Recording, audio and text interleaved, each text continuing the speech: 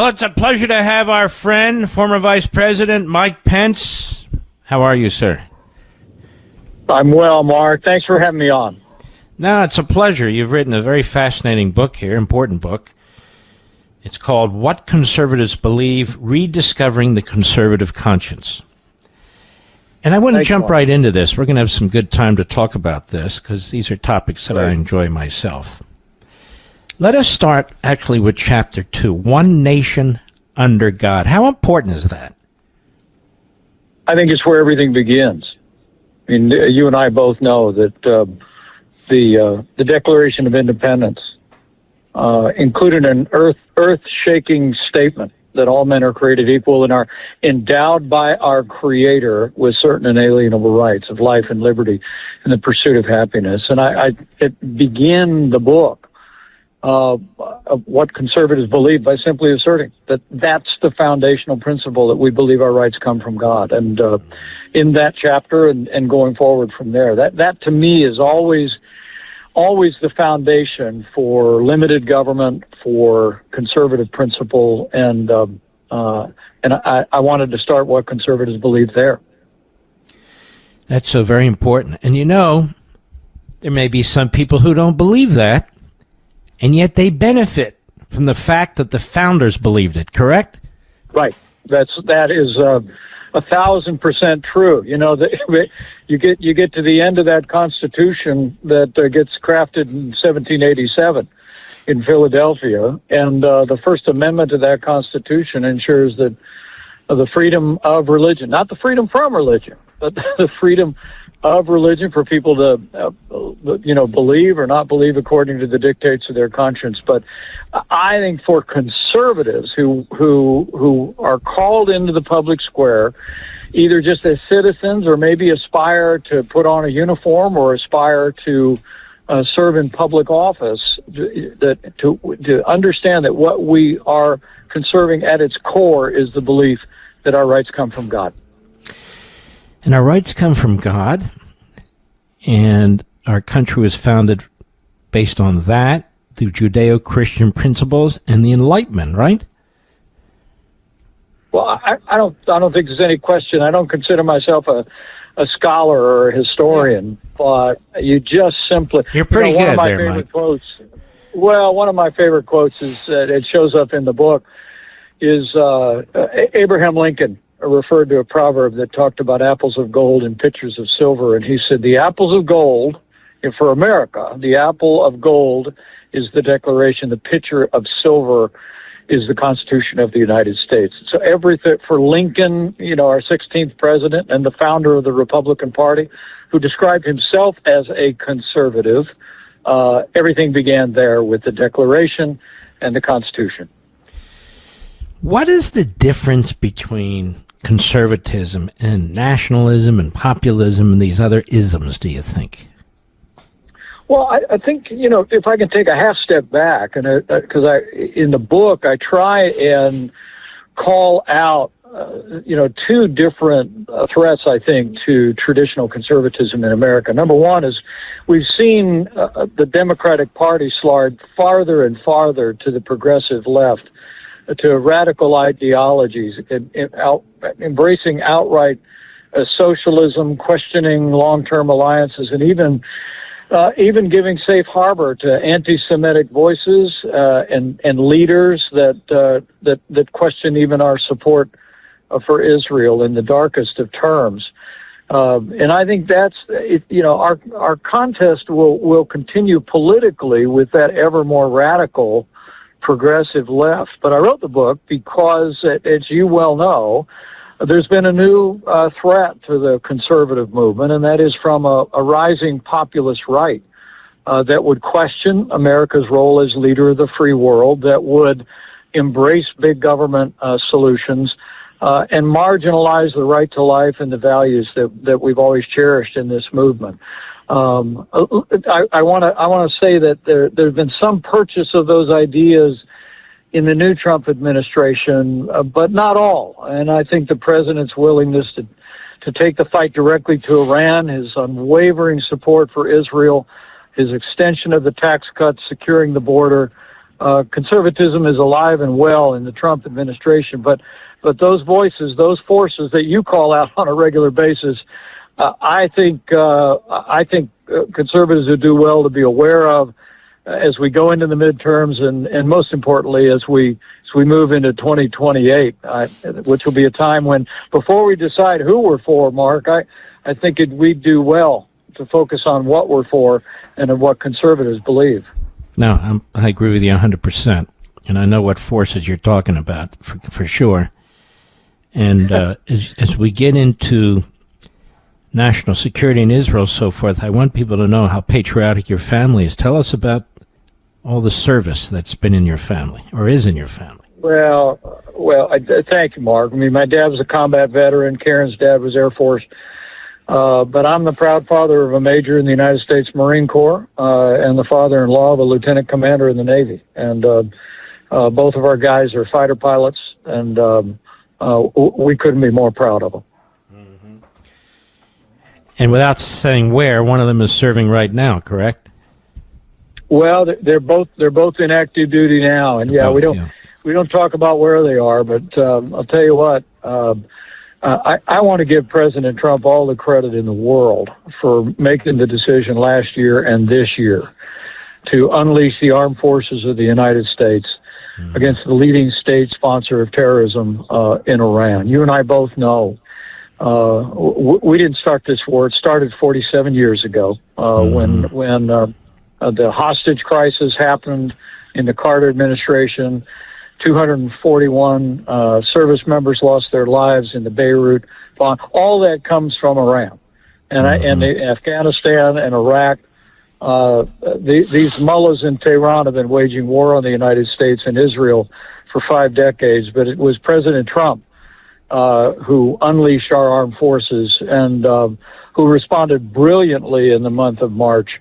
I write about that in the book. I write about the China menace, the Russia menace, but the need for America to continue to confront the Iranian menace. And you write an entire chapter on the case for Israel, which is under attack by the Democrats, almost to a man and woman, not completely, but they're getting there. Much of the American media. I wouldn't say most Republicans. I'd say some of these populist, nationalist, isolationists you're talking about. Right. Have you ever seen anything like this, Mike? I just haven't.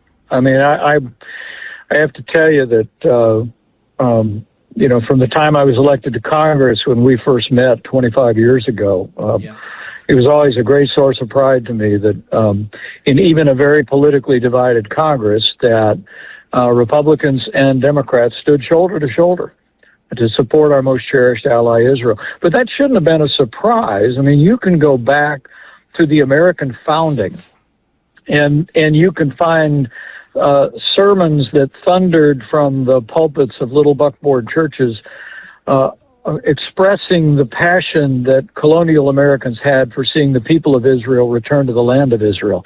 It's the reason why Harry Truman saw to it that the United States was the first nation on earth to recognize the Jewish state of Israel. And through the generations, we've ensured that Israel had what they needed to defend themselves by themselves. But I'm not surprised by the progressive left's collision course with support for Israel. I sensed that for years, and in fact, write about in the book how in 2012 at the Democrat National Convention there was a resolution to strike the provision of their platform that expressed support for Israel. I don't know if you remember this. There was a voice vote on the floor that voted in favor of removing support for Israel from the Democratic platform, and the guy with the gavel up front gavelled it in and said that the nays have it. He said we're keeping it in the land. So this is a rising tide in the Democrat Party, and you look at people like Ilhan Omar. You look at that new candidate for the Democrats in New Jersey, 12, and you can see that anti-Semitism, opposition to Israel is growing. But I think conservatives deserve to know, and anybody that listens to your show already knows, that we have a chorus of voices on the populist right that are, tried to talk President Trump out of striking the nuclear facilities in Iran 2 years ago, or a year ago, out of Operation Epic Fury, and have consistently called for ending support for Israel. And that often slips into the darkest and most anti-Semitic terms. I think as we challenge the secular, progressive, radical left, as conservatives, we need to be watching our right flank and make sure that these voices, anti-Israel and even anti-Semitic, have no footing in the future of our party. No, you're 100% right. Have you noticed that they all tend to like Putin, too? Isn't that kind of weird? I just don't get it, Mark. You know, when I was vice president, I met Vladimir Putin. I stood nose to nose with him and told him things he didn't want to hear. And I have always seen him as a small and bullying leader in Russia, but to size him up as a man, I would tell you, he's not someone to be underestimated. And the fact that people have shown enmity toward support for Israel have been willing to cut off all funding to Ukraine is unconscionable. I go into this in the book over and over. Conservatives believe America is the leader of the free world. It doesn't mean we go around the world looking to pick fights, but it means that when our interests or our allies are threatened, we make sure that that freedom is supported. And I continue to believe that the United States must ensure and lead the West in providing Ukraine the resources they need to defeat and repel that Russian invasion. If Vladimir Putin overruns Ukraine, I have no doubt in my mind that he's going to cross a border very soon, that our troops are going to have to deal with him. And it'll only embolden China in the Asia-Pacific if Putin succeeds in Ukraine. We're here with former Vice President Mike Pence, his great new book, What Conservatives Believe. And you felt compelled to write this book so traditional conservative values would play a role in the upcoming elections, correct? Absolutely, Mark. You know, I really do believe that the conservative agenda is the winning agenda. And Republicans have proved that over the last 50 years. We proved that in the 4 years of the Trump-Pence administration. And I believe President Trump, in so many ways, has continued to apply that position, calling for $1.5 trillion in military spending, building up our military, standing with Israel, standing up to Iran, and passing the tax cut extension. But there's been issues where there have been changes, and I don't know precisely where they come from. I speak about that in the book as well, but I really wrote it for the future, Mark. For me, it really is about doing our part to make sure conservatives know that while our battle is against the progressive left, and we've become an oppositional force to people that really want to tear down the foundations of this country. I just saw last week that the wannabe Speaker of the House, Jeffries, has announced that if they take the majority, they want to pack the Supreme Court of the United States and rewrite the Constitution. But I think we can't just be an oppositional force. Conservatives have always been able to carry a positive message of our principles and ideals. And as we look particularly at 2028, I thought it might help to really lay out, particularly for young people around the country, one book that describes what conservatives have always believed. This really is your first chapter, isn't it? It's a time for choosing for Republicans to decide who they want to be going forward. I think that's a very, very important point, and you're very right to raise the issue of these podcasters, these woke right types, who are trying to take over the Republican Party, and I think now they've decided to challenge it and create sort of their own entity of sorts. It's very weird, with radical libertarians, and then you have socialists, and it's just very weird. I think a lot of them are just power hungry. They don't have any really rational explanation. Do you agree? I do, and I think the challenge for that for many, look, other than listeners to this, the most powerful radio show in the country, There's a lot of young people out there listening to podcasts, including some people you used to work with at a network we both know. Yeah. And they listen to this isolationist stuff, and they listen to the big government stuff, and they assume that's what conservatism is, and it most decidedly is not. And for my part, I want to be a part of a conversation that we really start in this party. I think we got a lot of great candidates for the next election. I tell people I have no ambition to be one of them. I feel like that song by Luke Combs. I feel like I rode that rocket as far as it can fly. But I came to the Republican Party because I'm a conservative, and I really do believe that not only is it a winning agenda, but Mark, you and I both know these are the principles of strong defense, limited government, traditional moral values that have created freedom and prosperity and security for the American people. The book is, and I encourage you to get it, What Conservatives Believe, Rediscovering the Conservative Conscience. You can get it at Amazon.com, any major bookstore. Let's get back. We talked about God. You write about that in the book, how crucial that is, and the founding of America really makes it unique in so many ways. But that relates to, in my view, faith and morals and conscience and all these things. So the attack on the nuclear family, attack on basic beliefs, biological beliefs and so forth, how does that affect a society? And you write all about it. I want us to discuss what's in the book. Yeah, the progressive impulse has always been against the nuclear family because, the family is where people essentially learn life and are independent from government. And the radical left has always had enmity toward the family, and it's the reason why. I said not long ago, and I wrote this book because I think in some respects Republicans have lost their way, but Democrats have lost their minds. And it's true enough. The attack on the family,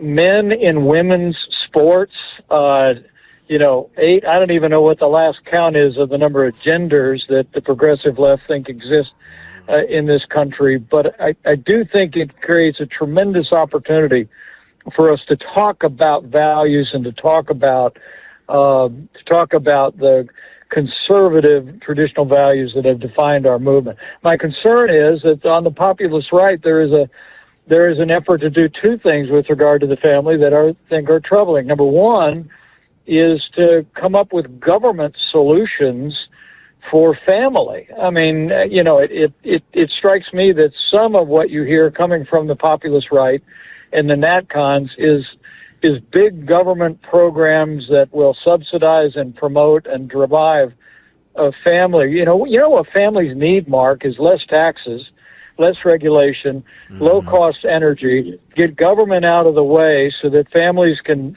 thrive and live in any time they want to on one income, give parents the ability to choose where their kids go to school, whether it's public, private, parochial, or homeschool. And those are the conservative principles for supporting family. I truly do believe it. But the other part of the populist right on this, it seems to me, is just kind of a never ending push to drive us away from even talking about values. It's been one of my disappointments. I'll be honest, in this administration, after President Trump led during our years the most pro-life administration in history, the president appointed 3 of the justices that sent Roe v. Wade to the ash heap of history where it belongs. But with the advent of the new Trump administration and the appointment of a pro-abortion Secretary of HHS, we've actually seen abortions in this country go up since Roe versus Wade was overturned, and that's because during the Biden years, mail order abortion, the availability of the abortion pill by mail in all 50 states was legalized without doctor supervision, and the populist right would say, we just don't even want to talk about the right to life. We want to go with what's popular. That may not be popular. Where I really believe that at the very center of the conservative movement, and I call it in my book, the first freedom, is the right to life. Mm-hmm. No, I agree with that. But I wonder if federalizing it, which I've always favored, if we have a problem with some of these states, too. Even some of these Republican states don't want to tackle it, you know? Well, that's exactly right, although there's about 30 states that have, since Roe v. Wade went down, you've had about 30 Republican-led states, that, including my home state of Indiana, that have essentially banned abortion. But by having our FDA unwilling to review or restrain mail-order abortion in this country, we literally have seen abortion go up. I say that with a heavy heart, but my argument with the populist right is they think that we ought to be talking about government solutions. We ought to be embracing some of their isolationist rhetoric, but we ought to be staying away from the values that, Mark, you and I both know, that the conservative movement at its core is a movement committed to life and liberty. Mm-hmm. No, you're right. I mean, these positions, it's funny how you and I have the same positions on most of this. It's not actually funny. It should be predictable. That's right. Because we came up the same way, in the same belief system, and we've advanced in it our entire lives in different ways. And it's quite true. What do you make of the advance of school choice? You write about it here. That's been a good move, right? Yeah. Look, I wrote a chapter on patriotic education and school choice, which are not mutually exclusive. I think most Americans want their kids to go to a school where A, they learn reading, writing, and arithmetic, and B, where they learn to love their country. But without educational choice, parents are otherwise relegated to failed public schools that are oftentimes indoctrinating them in ways that paint America in very dark terms. And I think it's the reason why I couldn't be more proud to see Republican-led states advancing educational choice during our administration. In our 4 years, we greatly expanded the availability of credits for school choice. The new Trump administration has increased that to expand even younger ages for children. And I give them all the credit in the world for that. But I have a lot of confidence in the American people, just as you do, Mark. I think you put parents back in charge of their kids' education, deciding where they go. They're going to send them. They're going to send them to schools where they learn and where they learn to love America. Well, unfortunately, we're going to have to break from here, Mr. Vice President, and I want to encourage people to get the book, What Conservatives Believe, Rediscovering the Conservative Conscience, What Conservatives Believe, Amazon.com. It's on all my social sites. You can go directly there. Or a bookstore this weekend, which is always fun, too. And I want to wish you and your wife and your family and the family members who are serving overseas all the best, sir. Mark, thanks. It's great to be with you. And thanks for your clarion voice for life and liberty every day. We just admire you more than we can say. Thank you, Mike. That's very, very kind of you. God bless you, my friend. Take care of yourself.